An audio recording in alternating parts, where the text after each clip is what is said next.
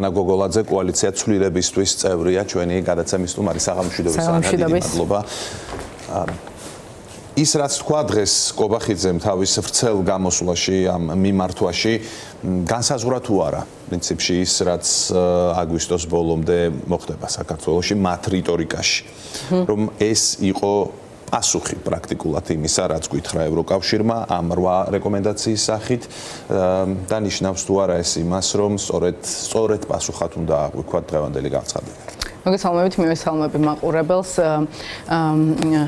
ნიადაგის მომზადება დიდი ხანია დაწყებული აქვს ქართული ოცნების რეჟიმს შეიძლება ითქვას იმისათვის ერთი გადატანაც ამ ქვეყანას მოუწევს სექტემბერში როგორც შედეგი ავტოკრატიული მმართველობის ჯერ კიდევ წულუკიანის კომისიაზე როდესაც მიქანაძემ და ბოჭორიშვილმა დაიწყეს საუბარი იმაზე რომ პროდასავლური პარტიების ლიდერები თურმე დადიოდნენ ევროპაში და ითხოვდნენ ვიზა ლიბერალიზაციის შეჩერებას და ცდილობდნენ ჯერ ეს ნარატივი გაემყარებინათ ხომ რაღაცა საფუძველს ეძებდნენ რეალურად ივანიშვილის მმართველობის წავიდნენ გამოძიება უნდა დავიწყოთო ან უნდა დაებრალებინათ ვიღაცისთვის ამისთვის ნაპოვნი ყავდათ ხალხს ზუსტად ჯერ ეს ვარიანტი ჰქონდათ მერე გადაწყვიტეს რომ ეს შეიძლება სუსტი არგუმენტი ყოფილიყო და თან დაგვეწია ამ დროს ევროკავშირის განცხადება რეკომენდაციები და დათქმა 31 აგვისტომდე მათ კონკრეტულ დარღვევებზე ილაპარაკეს დემოკრატიის უკუსვლაზე ადამიანების უფლებების იგნორირებაზე დარღვევაზე კორუფციაზე ქვეყანაში და ვინაიდან ეს რეკომენდაციებიც წამოგვეწია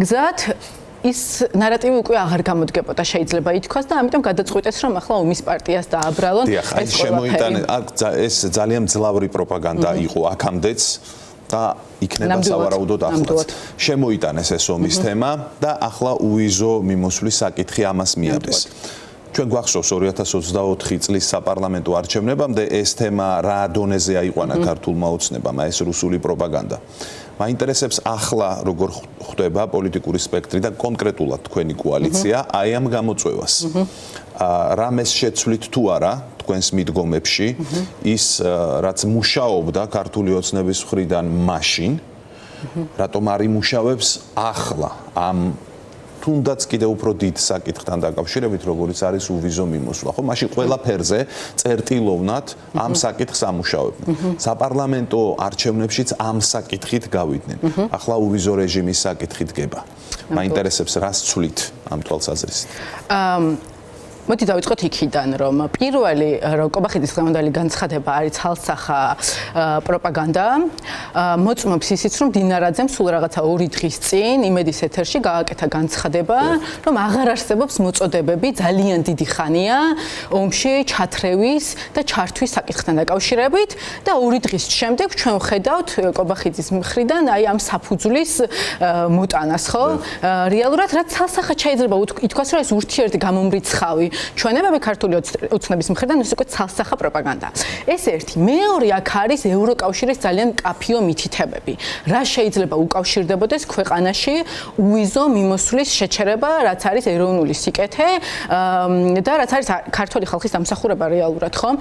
და ეს არანაირ ომში ჩართვის საკითხს არ უკავშირდება, იქ ძალიან კაფიო ჩამონათვალია რეალურად ქართული ოცნების რეჟიმის პირობებში, რატო დაკარგავს საქართველო აი ამ სიკეთეს, ხომ? და კიდევ ერთხელ ვახსენებ, ეს არის დემოკრატიის გზაზე უკუსვლა, პოლიტპატიმრების ქვეყნად გადაქცევა, ადამიანის უფლებების დარღვევა, ძლავრი კორუფცია, რომელიც ქვეყანაში გვაქვს, პერსონალური მონაცემების დაცვის არარსებობა და მთელი ბუკეტი. კი, არის პირველი 2 პუნქტი, რომელიც პრაქტიკულად ყოვლის მომცველია. ეგ შეიძლება სიტყვა პოლიტპატიმარი არ წერია, მაგრამ იქ ყველაფერი იგულისხმება, ხომ? არის ასევე რაღაც ბიუროკრატიული საკითხები, მაგრამ ჩემ შეკითხვას რომ დავუბრუნდეთ. მოლდოვის მაგალითი ავიღოთ მაშინ, ხო? როგორ გაანეიტრალებთ ამ პროპაგანდას? მოლდოვის მაგალითი ავიღოთ, რომელიც მათ შორის კონტექსტუალურად ძალიან ახლოს არის საქართველოსთან და ყველამ კარგად იცის, რომ უკრაინა, მოლდოვამ და საქართველომ ერთდროულად გააკეთეს განაცხადი ევროკავშირში გაწევრიანებასთან დაკავშირებით და მოლდოვამ დღეს მიიღო 2 მილიარდი დაფინანსება ევროკავშირისაგან, დაიწყო მოლაპარაკებები გაწევრიანების საკითხზე, აქვს უვიზო მიმოსვლა და კიდევ ძალიან მალე ისარგებლებს არაერთი სიკეთით და ძალიან მალე ნახავს მოსახლეობა იმასაც და ხედავს კიდევაც რომ არანაირი პროპაგანდა და ომში ჩათრევის მცდელობა არ მიმდინარეობს მოლდოვაზე, ხო? მაგრამ აქ მოლდოვის ნაწილში არის განსხვავება.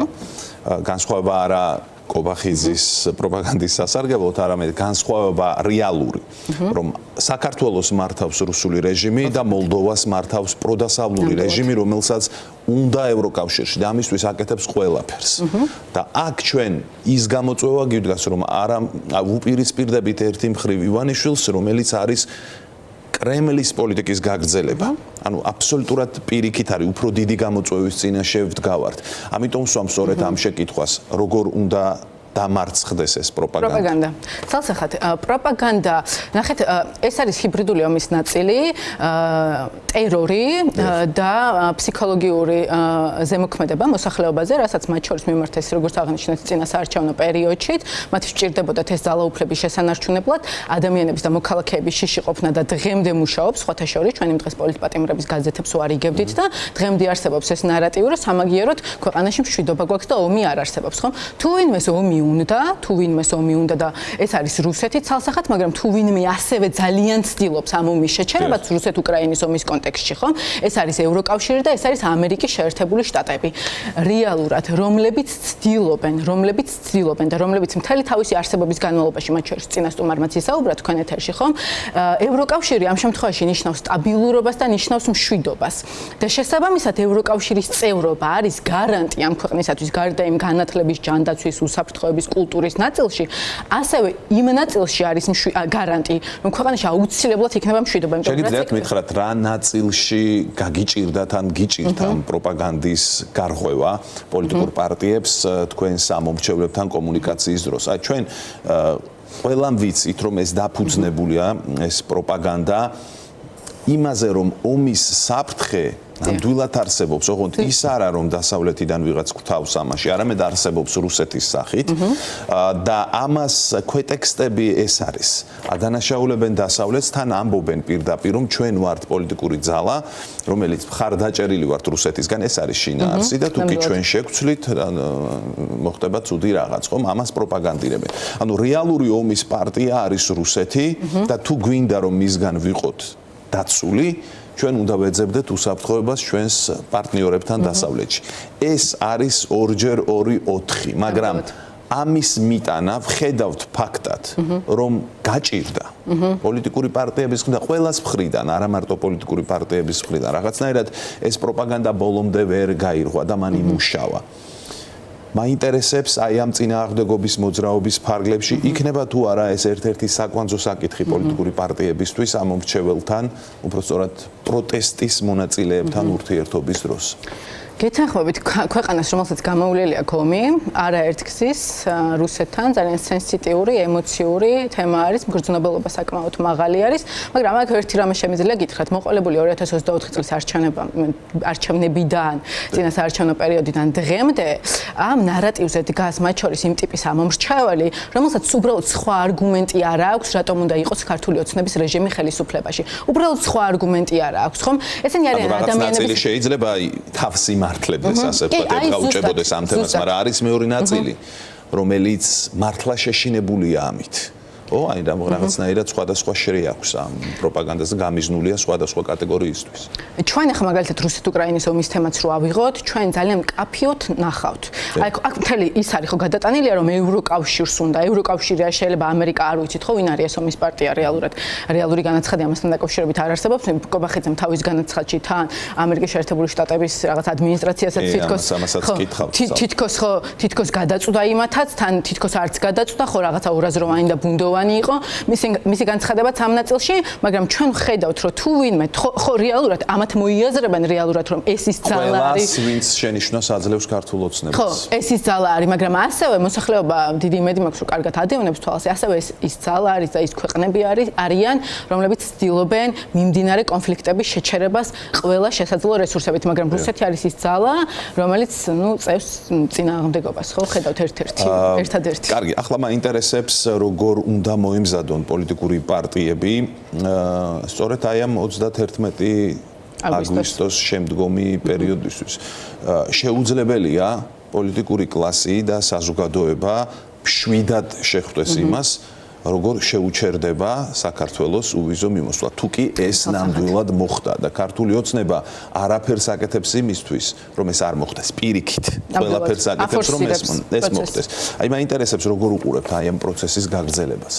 ევროპული იდეა და ევროპული მომავალი არის ის თემა, სადაც არსებობს საერთო ეროვნული კონსენსუსი. თან ხვდებით ამას, არ აქვს მნიშვნელობა, ვისი ამომრჩეველი არის კონკრეტული მოქალაქე, ქართული ოცნების ნაციონალური მოძრაობის ახალის თუ სხვა პარტიის ამ შემთხვევაში 80% და უფრო მეტი ამ ქვეყანაში მომხრეა, რომ საქართველო იყოს ევროკავშირის წევრი, ხომ? და მათ შორის ქართული ოცნების ამომრჩევლებით სულ ბოლო კვლევებით თვლიან იმას, რომ თუ ქვეყანაში შეჩერდება ეს დიდი ეროვნული სიკეთე, რომელიც დაკავშირებული არის განათლების ჯანდაცვის, ფინანსურ, ეკონომიკურ, ტურისტულ და სხვა სახის ბენეფიტებთან და სარგებელთან ამ შემთხვევაში ეს იქნება ქართული ოცნების ბრალეულობით. ქართული ოცნების ამომრჩეველიც კი ამას თვლის. მაგრამ თუ აქედან დავახვედრებთ თემას, რომ არსებობს რაღაც უფრო დიდი სიკეთე, როგორიც არის მშვიდობა, ეს რაღაც ალბი პროპაგანდით, ხო? და არსებობს ომის შიში, რომელიც ასევე გამძაფრებულია პროპაგანდისტულად. მაშინ რა გარანტიაა იმის, რომ ქართული ოცნების ეს თემა ვერ მოერევა იმას, რაც რეალურია, ანუ მითიური და პროპაგანდისტული უპირისპირდება რეალურს და სად არის გარანტია, რომ ის ამას ვერ დაამარცხებს? აი ზუსტად მოსახლეობის აი ძალიან დიდ ნაწილს რაც ვახსენე მე ღრმად წამს რომ ესმის რომ ევროკავშირის წევრობა არა მხოლოდ ეკონომიკური სიკეთე არის, მათ შორის არის სამშვიდობო სიკეთეც. შესაბამისად პოლიტიკური პარტიები როგორც უნდა იყვნენ მომზადებულები, აი როგორც უნდა დახვდნენ ხომ რეალურად აი მძიმე გადაწყვეტილებას, რომელიც აუცილებლად დადგება სექტემბერში და აუცილებლად მინდა ვთქვა, რომ ეს ის თემა არის ჩვენ ვნახეთ მათ შორის ნოემბერშიც ხომ 27 თუ 28 ნოემბერი იყო, როდესაც კობახიძემ გამოაცხადა პროფესორთა ევროკავშირში ასოცირების პროცესის შეჩერება, ხომ?